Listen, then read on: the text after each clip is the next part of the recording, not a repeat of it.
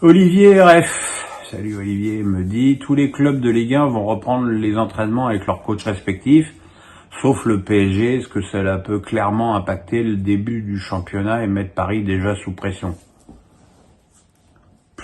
Non, parce que le début de saison du PSG n'est en soi jamais un enjeu, puisque le PSG est plutôt programmé pour arriver à un pic de forme plus tôt en octobre qu'en août, avec l'arrivée de la Ligue des Champions. La reprise, elle est prévue dans une semaine. Les 3 premiers jours sont réservés à des tests médicaux, donc la présence de l'entraîneur n'est pas indispensable, mais dans tous les cas, je pense que Luis Enrique sera là avant une semaine au PSG. Après, le club, sans vouloir faire enfin les choses dans l'ordre, c'est-à-dire d'abord licencier Galtier, annoncer Luis Enrique, puis annoncer les recrues, ce qui est un peu con, puisque tout le monde sait que Asensio, Skriniar, Ugarte sont déjà et Hernandez sont déjà au club. Mais bon, voilà, pour une fois qu'ils font les choses à peu près correctement et dans l'ordre, on va pas non plus les blâmer. El Simmat, il y a toujours une question. Les joueurs de foot sont des citoyens comme les autres. La liberté d'expression est un droit en France pour tous. Mais certains ayant un pouvoir d'influence énorme ne devraient-ils pas faire tourner leur pouce 7 fois avant de tweeter? Les tweets de Koundé, Tchouaméni et surtout Mbappé, capitaine de l'équipe de France, idole, modèle pour une jeunesse en perte de repères, n'ont-ils pas favorisé l'embrasement du pays, déjà sous tension depuis des mois, voire des années, suite à la mort tragique de Naël? Le tweet d'appel à l'apaisement de ce week-end après des nuits d'émeutes avec tout le pays n'arrive-t-il pas déjà trop tard?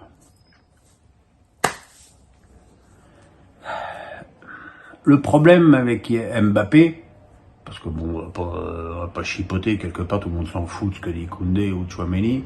Ce qui compte, pour des raisons qui parfois m'échappent, c'est ce que dit Mbappé et seulement ce que dit Mbappé. Le problème d'Mbappé, je pense que c'est le petit ange parti trop tôt qui a pu choquer pas mal de monde. Après que, comme tu le dis, la liberté d'expression, voilà, il dit ce qu'il veut sur tous les sujets. Mais effectivement, s'il dit ce qu'il veut sur tous les sujets, il faut pas qu'il s'étonne qu'on lui reproche derrière de ne pas s'exprimer sur d'autres sujets, comme par exemple l'attaque du domicile de Vincent Grandjean, le maire de La Île-et-Rose, qui a entraîné la fracture du tibia de son épouse et la terreur de ses 2 enfants. Après, je pense qu'il faut accorder à ça...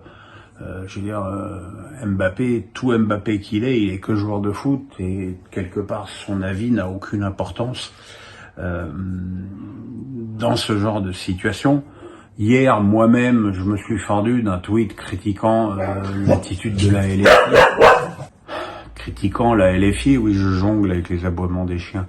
Et je me suis pris un torrent d'insultes. Parce que trouver ponctuellement que la LFI fait de la merde en ce moment avec les émeutes en France, c'est automatiquement aux yeux de tous d'être d'extrême droite. Je suis désolé, je pense qu'on peut totalement estimer que la LFI fait de la merde sans être d'extrême droite. Je pense en être la preuve vivante, puisque j'ai jamais voté extrême droite de ma vie et que j'ai pas du tout l'intention de le faire dans les prochaines élections. Mais encore une fois, c'est ma liberté d'expression. Et alors, ce que je ne supporte pas, j'en profite pour ouvrir cette parenthèse, c'est les gens qui me disent, allez viens Edison, voilà, comme ça t'as boire, voilà, dis bonjour. Bonjour. Ce que je ne supporte pas, c'est les gens qui me disent reste dans le foot. C'est-à-dire que n'importe quel pimpin peut donner son avis sur tout et n'importe quoi, sur les recherches contre le sida, le Covid, sur Twitter. Moi, parce que je suis spécialiste de foot, j'ai pas le droit de donner mon avis de citoyen. Et ben, je continuerai à le faire et je vous emmerde. Voilà. Tony me dit, que penses-tu du retour du FCMS en Ligue 1 et surtout de la saison de Miko Tadze? Vu que je regarde 7 matchs de Ligue 1 par week-end, c'est vrai que, et c'est peut-être un tort d'ailleurs, je me penche assez peu sur la Ligue 2, sauf quand il y a un joueur qui m'interpelle et que je regarde du coup avec plus d'attention. Miko Tadze en a fait partie. Je pense que c'est un joueur brillant qui, à mon avis, n'aura aucun problème à franchir la marche entre la Ligue 2 et la Ligue 1. Maintenant, est-ce qu'il va rester à Metz? Je pense que pour le club Laurent, c'était un vrai enjeu. En tout cas, bon, Metz, même si c'est un club qui fait l'ascenseur depuis maintenant pas mal d'années, c'est quand même une place forte du foot français et avec un beau stade et un bon public, et je pense que c'est une bonne nouvelle de les retrouver dans l'élite. Maxime me dit, est-ce que tu crois encore en Neymar au PSG? Si Mbappé part, est-ce que Neymar peut être le héros du PSG 2023-2024? Alors déjà, je pense pas que Mbappé va partir, c'est très personnel, c'est pas une info, hein, c'est un ressenti, hein, ce sont des infos, le cul à la piscine, à la boule, je risque quand même peu d'en avoir, sauf sur Strasbourg, j'y reviendrai tout à l'heure, sauf que à Strasbourg, c'est pas des infos, ce sont des confidences. Moi je pense qu'Mbappé va rester encore au moins cette saison au PSG. Alors, croire encore en Neymar, vu que c'est un joueur qui me fait rêver, oui, j'ai envie d'y croire. Maintenant, je suis lucide. C'est un joueur qui va avoir manqué 4-5 mois de compétition, qui va manquer de rythme. Il va falloir comment il va se sentir avec son opération de la cheville. Est-ce que sa cheville aura toujours la même sensibilité qu'avant? En tout cas, il a fait et il fait, si j'en crois son compte Insta, ce qu'il faut pour bien guérir et bien se rééduquer. L'arrivée de Luis Enrique sur le banc va certainement lui donner une motivation de plus. Et puis bon, pour connaître un petit peu Neymar, c'est quelqu'un quand même qui n'aime pas être attaqué, qui n'aime pas être critiqué, qui aura certainement à cœur de remettre dans la gueule des abrutis qui sont venus lui dire de se casser devant chez lui. Donc, moi je pense que le vendre serait une erreur et qu'il faudrait pas pleurer si on le vendait pour le voir briller ailleurs après, quoi. Alex Nissa du 06, bonjour Pierre, Galtier vient d'être renvoyé en correctionnel dans l'affaire supposée de racisme à Nice. Une condamnation éventuelle de Galtier dans cette affaire mettra-t-elle fin définitivement à sa carrière d'entraîneur? Tu sais Alex,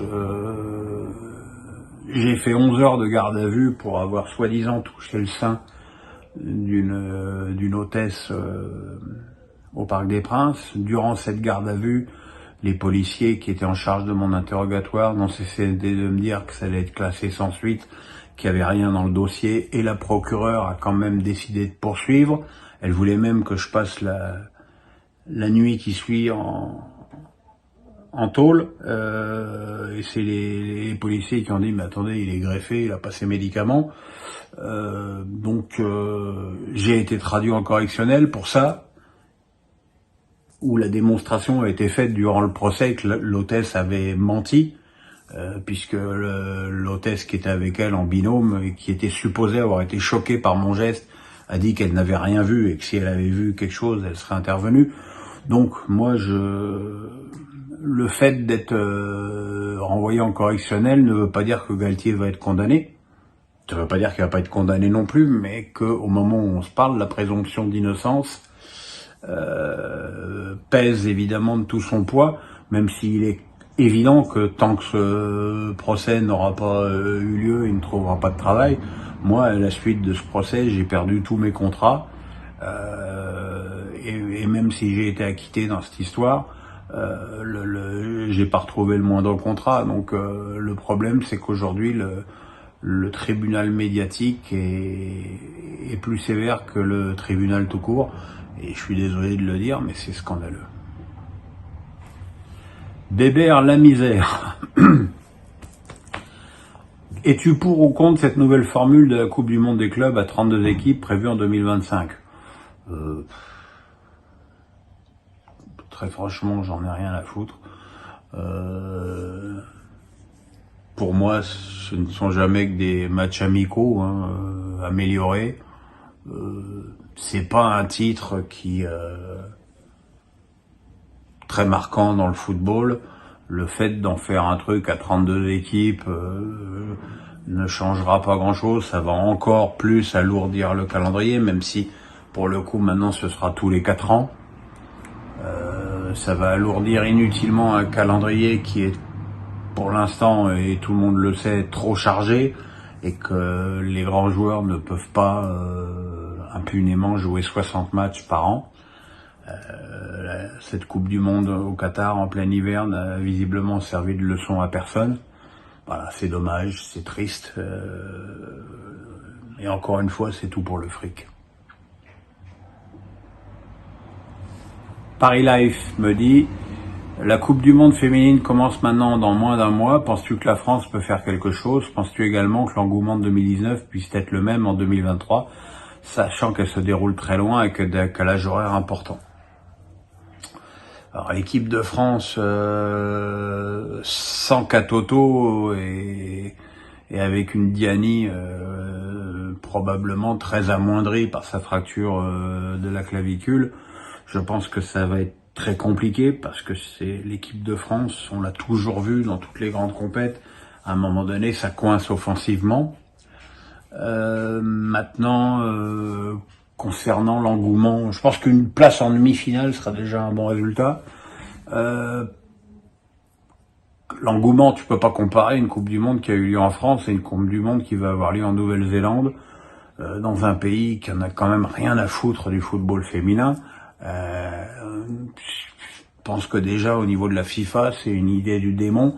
Et s'étonner derrière que cette Coupe du Monde ne mette tant de temps à trouver des diffuseurs télé, ça aurait peut-être dû les interpeller, mais bon, bah non. Je sais que là encore une fois, le règne du fric a fait la différence. Très franchement, à mon niveau, je regarderai les matchs des Bleus et c'est tout, quoi. Le reste, voilà, j'ai pas le goût du supplice non plus, quoi.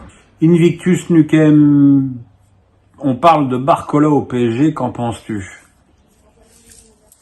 On pense que l'expérience étiquetée n'a visiblement pas servi de leçon, si tant est que ce soit vrai, encore une fois.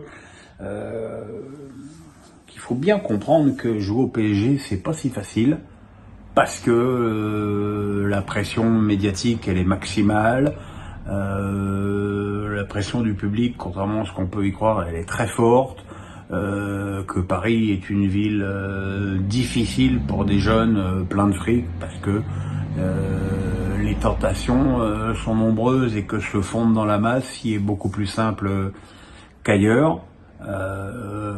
Barcola, il a des grosses qualités. Moi, je lui conseillerais surtout de rester un an de plus à Lyon, où il est assuré d'être titulaire, plutôt que d'aller prendre des risques inconsidérés à aller dans un club où il pourrait se retrouver régulièrement relégué sur le banc.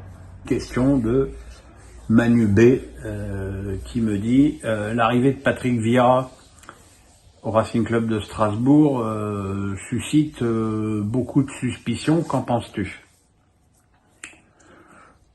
Je pense que la suspicion, ça doit être une spécialité de supporters, puisque les mêmes qui sont suspicieux pour l'arrivée de Vieira étaient certainement ceux qui étaient suspicieux de l'arrivée de Fred Antonetti. Et je m'en souviens des commentaires au moment de l'arrivée de Fred Antonetti. Ouais, comme je vous disais, il faut voir les commentaires qu'il y a eu quand Fred Antonetti est arrivé derrière le génie Julien Stéphan, qui était quand même en train de conduire le club dans le tombeau. Il y avait quand même pas beaucoup de supporters alsaciens qui étaient enthousiastes à cette idée, et puis le technicien corse a sauvé le club avec beaucoup d'aisance. Et c'est les mêmes qui étaient sceptiques pour l'arrivée d'Antonetti qui sont aujourd'hui sceptiques pour l'arrivée de Patrick Vieira, parce que Patrick Vieira n'a rien fait d'extraordinaire comme entraîneur. Alors, faut reprendre ce qu'a fait Patrick Vieira. D'abord, il a été entraîneur de Nice. Quand il est arrivé à Nice, il y avait Balotelli qui n'avait qu'une envie, c'était de se casser du club. Après, il avait des attaquants de seconde zone, et le seul joueur de pointe à peu près valable qu'il avait, c'est Saint-Maximin, qui n'est quand même pas connu pour son efficacité devant le but. Donc dire qu'il pratiquait un football défensif, ça me paraît être extrêmement injuste, parce que surtout quand t'as pas d'attaquant, on en revient un peu à Luis Enrique à la dernière Coupe du Monde avec l'équipe d'Espagne, quand t'as pas d'attaquant, ben tu marques pas de but. Après, il a été à Crystal Palace, qui est un club dont qui on va dire dans les meilleurs des cas peut finir 8e de Première Ligue et dans le pire 12e. La première saison, c'est tout à fait ce qu'il a fait en pratiquant un football plutôt sympa ensuite. Malheureusement, derrière, des ventes et des blessures l'ont contraint à changer un petit peu d'optique et il a été licencié. Moi, Patrick Vieira, c'est probablement un des joueurs de foot que je connais le mieux, évidemment, puisqu'il a suivi... j'ai suivi Arsenal quand il en était le capitaine et l'âme. C'est un entraîneur qui est très doué avec les jeunes, très autoritaire, mais avec de la douceur dans la voix. C'est un bon mélange. Donc voilà, quoi. Moi je suis ravi de son arrivée au Racing. Et puis maintenant, ce qui compte aussi, c'est l'effectif qu'il va avoir à sa disposition, le recrutement, qui va donc là maintenant commencer. Voilà, cette fois c'est bien fini, j'ai pas oublié une question. On met son petit pouce, on s'abonne et puis on se dit à la semaine prochaine pour un nouveau Face à Pierrot, en espérant autant de questions. Je vous embrasse et Joy aussi. Hein, tu fais un bisou, Joy? Tu fais un bisou? Bah, des bisous. Salut.